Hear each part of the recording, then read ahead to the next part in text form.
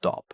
Beloved starseed of Gaia, the Arcturian field observers have already mapped what is happening in your material field, and what they found is not a coincidence, not a consequence of poor decisions, and not a reflection of your effort.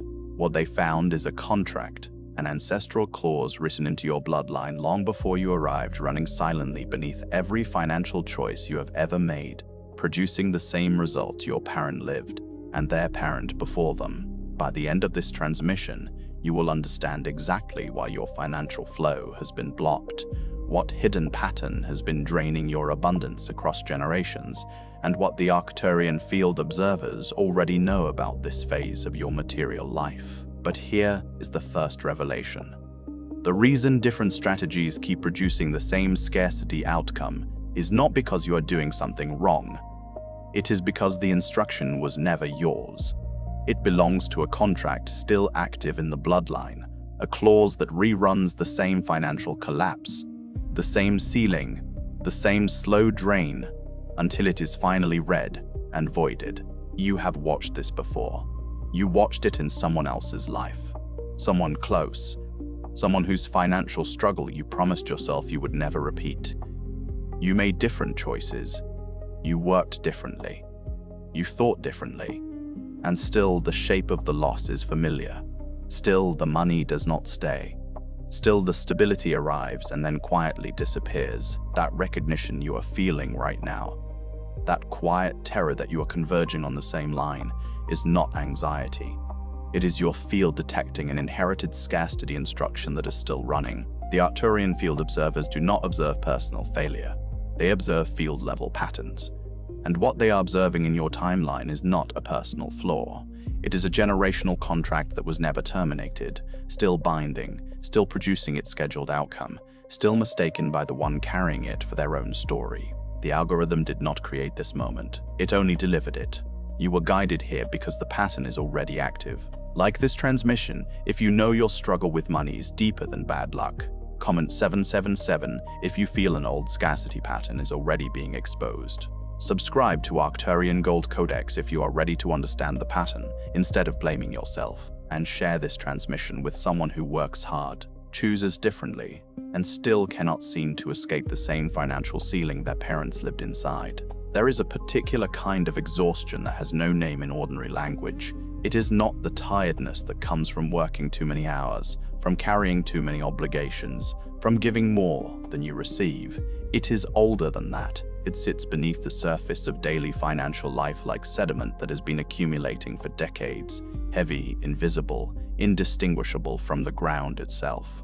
It is the exhaustion of someone who has tried everything that was supposed to work, who has adjusted their behavior, shifted their mindset, restructured their approach, researched the strategies, followed the advice, applied the discipline, and still arrived at the same place, looking at the same shortfall, the same reversal, the same quiet collapse of something that was just beginning to feel like progress.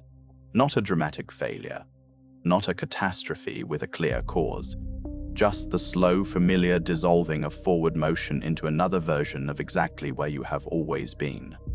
That is the exhaustion the Arcturian field observers recognized in your field before this transmission began, and it is not evidence of your failure. It is evidence that something much older than your current decisions is still governing the result. Because here is what the ordinary framework cannot explain. It cannot explain why the money comes in but does not accumulate.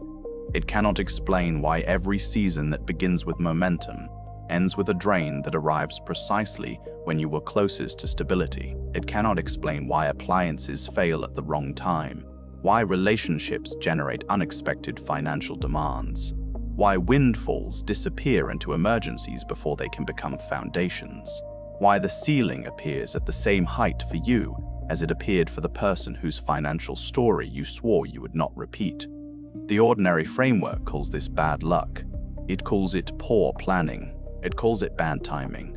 It calls it a streak that will eventually turn. And every time it offers one of those explanations, it asks you to absorb more shame, to accept more personal blame, to conclude that you are the problem and try harder next time. It asks you to believe that the pattern is random and that randomness simply keeps pointing at you. The framework offers no other reading, And because there is no other reading available to most people, the shame compounds. Each cycle of loss becomes another deposit into an account of self-doubt that was already full before the latest collapse arrived. The Arcturian field does not confirm that framework. It reads beneath it. What Arcturian intelligence maps in situations like yours is not a string of unfortunate events. It is a pattern. A readable, structured, repeating pattern that produces specific symptoms in the material field. Money that does not remain. Effort that does not convert into stability. Progress that collapses right before it can consolidate. Abundance that arrives but somehow never settles. These are not random misfortunes. These are the precise outputs of a financial field that is still obeying an older instruction. A scarcity code. An inherited line. A contract written into the bloodline at a time when survival required it, when poverty was not just a condition but an identity. When wanting more was dangerous. When wealth felt like something that belonged to someone else's world, and reaching for it felt like a kind of betrayal. That world may no longer exist in the form it took for the people who wrote the instruction, but the instruction itself was never revoked. It was handed forward silently, in the only way the bloodline knew how to transmit anything, through the emotional atmosphere of a household, through the unspoken definitions of what was possible and what was not, through the cellular memory of a lineage that learned to associate material scarcity with safety and material abundance with danger. That contract is what is still running beneath your material life. Think of your financial field as a vessel. You have been filling it with effort, with intention, with discipline, with sacrifice, with every strategy you could find and every shift in behavior you could sustain. And you have watched it drain, not slowly, not predictably, but consistently. You have watched it drain, not slowly, not predictably, but consistently. You have watched the level drop regardless of how much you pour in. You have watched it drain again. And each time, the conclusion available to you within the ordinary framework is the same. That you are not filling it correctly, or not filling it fast enough, or not filling it with the right things. That the fault lies in how you fill it, in how consistent you are, in how worthy you are, of what you are asking it to hold. But the Arcturian reading does not confirm that assumption. What it identifies is a structural leak, a point of fracture built into the vessel itself before it was ever handed to you, not a crack that appeared through misuse, a fault line that was already present in the material before your hands ever touched it, and no amount of pouring, no increase in effort, no refinement of strategy, no elevation of intention can compensate for a drain that was designed into the architecture itself. This is what inherited scarcity does. It does not announce itself. It does not arrive with an explanation or a label or a moment of origin you can point to and say, there, that is where it began.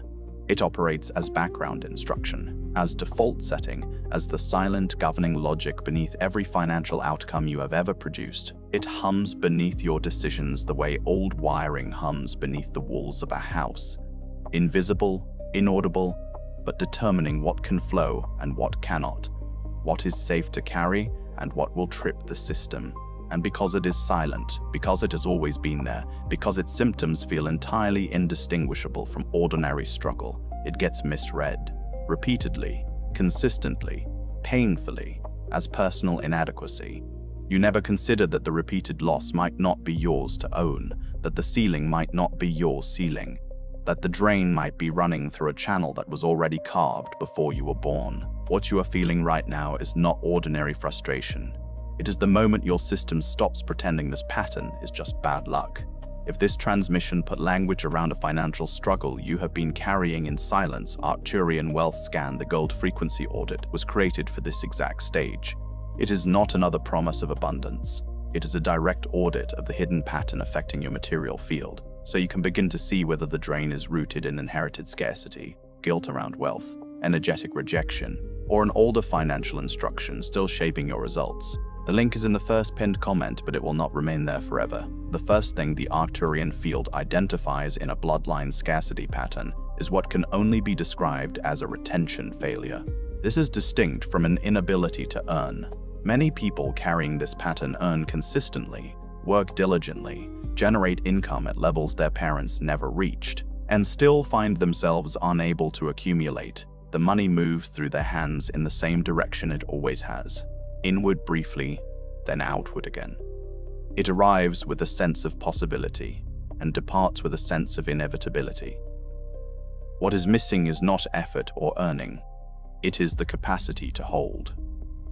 The field has never learned that holding is permitted. Under the old instruction, money was always meant to pass through. It was meant to cover what was necessary and disappear. To accumulate was to exceed what the bloodline believed was its allowance, its sanctioned level, its inherited permission, and so the field enforces the old boundary with mechanical reliability. Every time abundance rises above the inherited threshold, a drain appears, an unexpected expense, a relationship demand, a health crisis, a necessary repair, a sudden obligation that could not have been predicted but arrives with uncanny timing. Something always manifests to bring the level back down to where the instruction says it is supposed to be. The form of the drain changes season to season. The function never does. This is not bad luck. This is a retention ceiling coded into the financial field, and until it is read for what it is, not misfortune, not poor planning, but a structural permission limit still being enforced by an instruction that predates the person carrying it, it will continue to look like an unbroken string of poorly timed misfortunes. The second pattern the Arcturian observers recognize is what might be called guilt interference. This is one of the most invisible and most powerful distortions in the financial field, and it operates almost entirely outside conscious awareness. It is not experienced as guilt in any legible way. It does not arrive with a name. It does not feel like conscience issuing a moral correction. It feels instead like discomfort when things begin to improve, like an inexplicable flatness when income rises, like a compulsion to spend impulsively or give excessively the moment a financial threshold is reached, like a restlessness that emerges precisely when things are going well, a low urgency to disrupt what is working before it can become real, like a subtle internal alarm that fires precisely when stability begins to feel genuine, not threatening stability from without, but eroding it from within through choices that feel reasonable in the moment and only reveal their pattern in retrospect. The message beneath all of those symptoms is identical. You're about to have more than they had, and some part of the system, old, loyal, non-rational, believes that is dangerous, that it is disloyal, that it constitutes a form of abandonment of the people in your lineage who suffered and did not escape.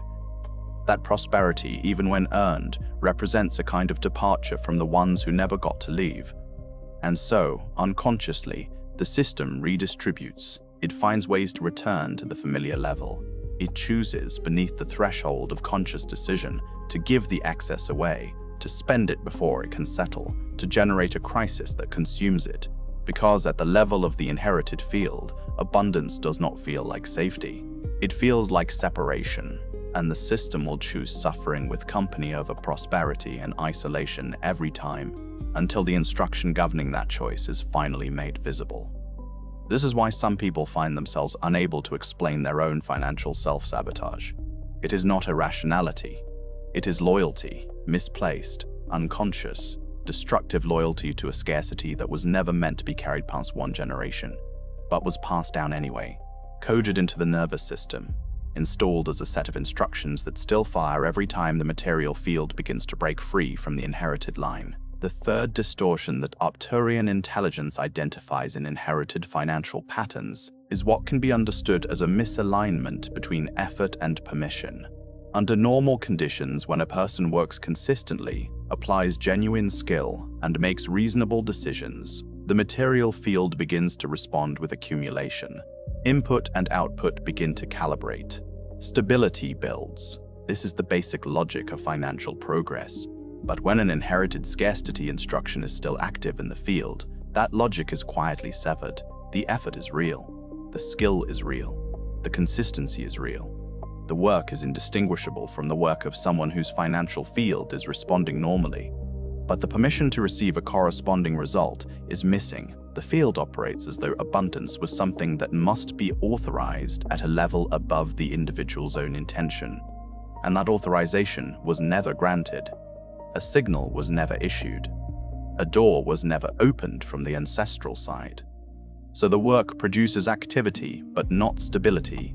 It produces movement, but not momentum. It produces income, but not momentum. It produces income, but not wealth. It produces a life that looks from the outside like it should be working, and feels from the inside like running on a surface that shifts backward at exactly the speed you move forward. The person carrying this pattern looks at the gap between their effort and their result and concludes, again, that something is wrong with them. They try harder. The gap remains, because harder work cannot fill a gap that was never created by insufficient work. The gap was created by a missing permission, an ancestral authorization that was never issued, a signal that was never sent through the bloodline saying, "You are allowed to have more than we had. You are allowed to hold what you earn. You are allowed to break this line." Without that signal, the effort spins in place. Real, sincere, sustained, and structurally unable to produce the result it should. The fourth pattern reveals itself in what happens right before financial stability could form. There is a precise and recognizable moment in the cycles of people carrying this distortion. A moment when something is just beginning to work, when the trajectory is genuinely changing, when the numbers are shifting in the right direction, when for the first time in a long time the feeling of solid ground is not imaginary but measurable.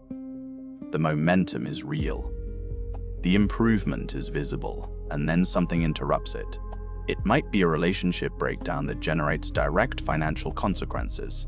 It might be a job loss that arrives precisely when savings were beginning to accumulate for the first time.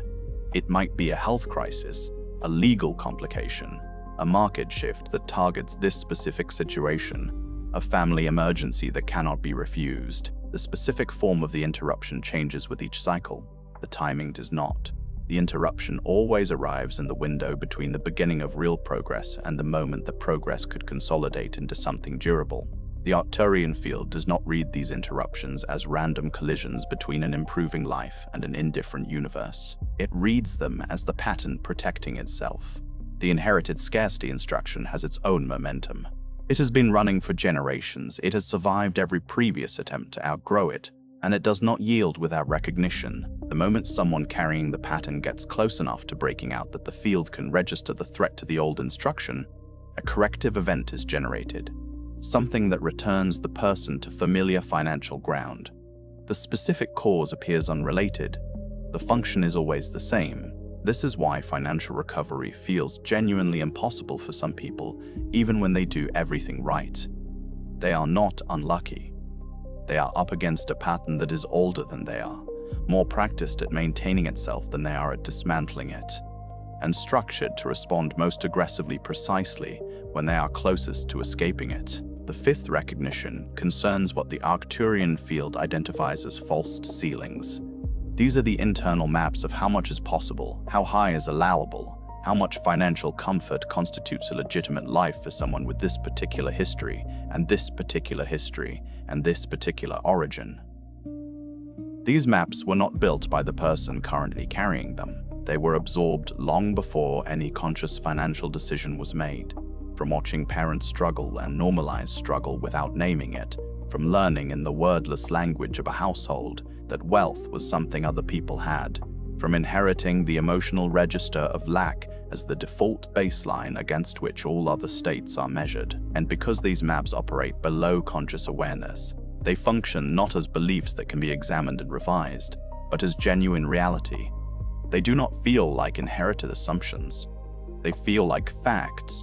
They feel like the actual upper limit of what is structurally available. And so when the material field begins to approach the edge of the map, when income reaches the upper range of what the household of origin considered possible, when savings approach a number that no one in the lineage ever held, something in the system stops reaching, not from laziness, not from fear of success in any shallow sense, but from a deeply installed conviction that the territory beyond the map is not real territory for people like us, that the ceiling is structural, not constructed, that what lies beyond it is not safety but exposure, a place without the familiar landmarks of inherited limitation, a place where the bloodline's identity no longer applies, a place that feels more threatening than the constriction it would replace. This is the most insidious inheritance of all. because it does not require any external enforcement. The person carries it with them everywhere they go. They enforce it on themselves without knowing they are doing so. They make decisions that consistently align with the inherited map. They unconsciously avoid opportunities that would require them to operate past the ceiling. They find reasons, intelligent-sounding, responsible-sounding, realistic-sounding reasons, to stay where the field says they belong. And the pattern continues not because of fate, not because of cosmic indifference, but because an instruction that was never questioned is still being followed with absolute fidelity. The sixth pattern is perhaps the most recognizable to anyone who has been paying careful attention to their own financial history across years and not just seasons. It is the pattern of proximity without possession, the experience of being consistently close to a financial breakthrough, close to a stable living situation, close to a business model that is finally converting, close to a savings threshold that would materially change the texture of daily life, and never quite arriving, not failing dramatically, not descending into acute crisis, but perpetually positioned at the edge of what could shift everything, held there by a force that has no obvious name, just close enough to believe it might happen, just far enough that it never quite does. This is one of the most emotionally grinding experiences a person can sustain, because it contains just enough hope to prevent surrender and just enough disappointment to produce a sustained, low-grade despair that gradually begins to feel like a personality trait rather than a pattern. People in this state begin to believe they are simply constitutionally unable to arrive, that they are the kind of person for whom things almost work, for whom stability is a destination always visible and never reachable. They absorb the proximity as evidence of their own limitation. They do not recognize it as the most structurally significant location in the entire pattern. The Arcturian field reads proximity without possession differently. It reads it as the precise edge of the inherited map, the location where the old instruction is most active, where the permission threshold is most aggressively enforced, where the retention failure is operating at its highest pressure. The fact that a person repeatedly arrives at this edge and does not pass through it is not evidence of personal failure. It is evidence that the distortion is strongest exactly where it matters most, and that means it is also the location at which recognition carries the most power. What none of the ordinary frameworks acknowledge is that the repetition itself is informative. Every time the pattern reruns, every time the cycle completes itself and deposits the person back at the same point of interrupted progress, it is not simply confirming a limitation, it is making a structure visible. Repetition is the pattern's signature, and something that has a signature can be identified. Something that can be identified can be read. Something that can be read can be understood at a level deeper than frustration or shame. And something understood at that level can finally be addressed at the layer where it actually lives. Not in the strategy, not in the effort, not in the mindset, but in the inherited field instruction still governing the result beneath all of those. The Arcturian field observers do not mark a bloodline scarcity pattern as a permanent sentence. They mark it as an unresolved contract, a clause that was written into the material field under specific historical conditions for reasons that were real at the time by people who were doing the only thing they knew how to do in order to survive. The poverty identity made sense when resources were genuinely scarce, and claiming more than the group's survival level invited exclusion or violence. The guilt around wealth made sense when money was witnessed as something extracted rather than earned, when prosperity in the immediate world was almost always associated with exploitation of the people around it. The retention failure made sense when holding abundance made a household a visible target. The false ceiling made sense when the people who raised you had genuinely never seen what existed past it, and could not honestly transmit hope for a territory they had never inhabited. Those instructions were not written by people who wanted to harm their descendants. They were written by people encoding survival into the only transmission system they had access to, the bloodline itself. And they passed it forward without understanding that the world would change, that conditions would shift, that a descendant would one day arrive with different options in a different landscape, still carrying instructions optimized for a world that no longer exists in the form that required them. That descendant is you. You are not living out your own financial failure. You are completing the last loop of a pattern that was already generations old when it reached you. The exhaustion you carry is not yours alone. It is the accumulated weight of every person in the line who ran this same cycle without the language to name what was happening. You are the first to have that language, and that changes the nature of what is possible from this point forward. The fact that you can see it, that this transmission is landing with the specific gravity of recognition, rather than the lightness of abstract information, means the field is already beginning to register a different kind of signal. Recognition is the first structural change. It does not dissolve the pattern immediately, the way a single decision does not immediately alter a field that has been running for generations. But it introduces something the pattern cannot survive indefinitely: a witness. A self that can observe the instruction from outside it rather than simply executing it without awareness. A perspective that can look at the repeating cycle and say, "This is not me, this is what I inherited." And those are not the same thing. The Arcturian field does not describe this moment as a spiritual emergency. It describes it as a diagnostic threshold, a point in the material timeline when the accumulated weight of a generational pattern finally reaches the pressure required for legibility, where what was invisible becomes visible, where what was felt as personal failure becomes recognized as inherited instruction, where the exhaustion of carrying a contract you never signed finally produces the question that is the beginning of the contract's end. Whose instruction is this, and do I choose to continue following it? That question is not rhetorical, it is structural. It is the crack in the architecture through which the pattern's authority begins to dissolve. The moment you ask it with real weight, with the full force of recognition behind it, rather than as a passing philosophical thought, something in the field shifts, not because of magical language, not because of wishful thinking applied to a material problem, but because the pattern's entire mechanism depends on remaining unquestioned. It depends on being confused with reality. It depends on being felt as the truth about you, rather than recognized as an instruction written for someone else. In another time, for conditions that have since changed. The moment you stop making that confusion, you have already begun to operate from outside its governing authority. The contract cannot compel someone who has read it. It can only run silently through someone who is not. If something is active in you after hearing this, if there is a recognition in the body, a heaviness in the chest, a specific financial memory surfacing, a face, a number, a familiar shape of loss, do not suppress it. That activation is the field acknowledging its own pattern. It is the inherited instruction becoming briefly legible rather than merely operational. Say this aloud if it reaches you. What drains my abundance is now being exposed, not as an affirmation, not as a spell, as a declaration that the instruction has been seen, that the contract has been read, and that the line does not get to continue running beneath your financial life as though you have never looked directly at it. Before you scroll, leave one sign in the comments that this pattern has already touched your financial life. It could be money that never stays, sudden drains, repeated setbacks, guilt when things begin to improve, or the feeling that stability always slips away. Name it clearly. If this transmission recognized something you have been carrying in silence, share it with someone who works hard but still feels trapped in an invisible cycle of lack. And if you are ready to understand the pattern instead of blaming yourself, subscribe to Arcturian Gold Codex. You are not watching this by accident. You are not watching this by accident. You are recognizing a pattern already in motion. And this is only the beginning.